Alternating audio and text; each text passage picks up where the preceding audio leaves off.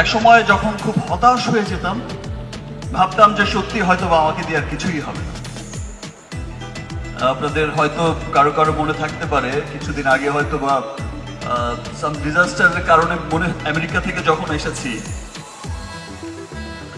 নিজের আপন মানুষকেই বলতে শুনেছি, তোমার দিন শেষ, Sakib, you are dead horse.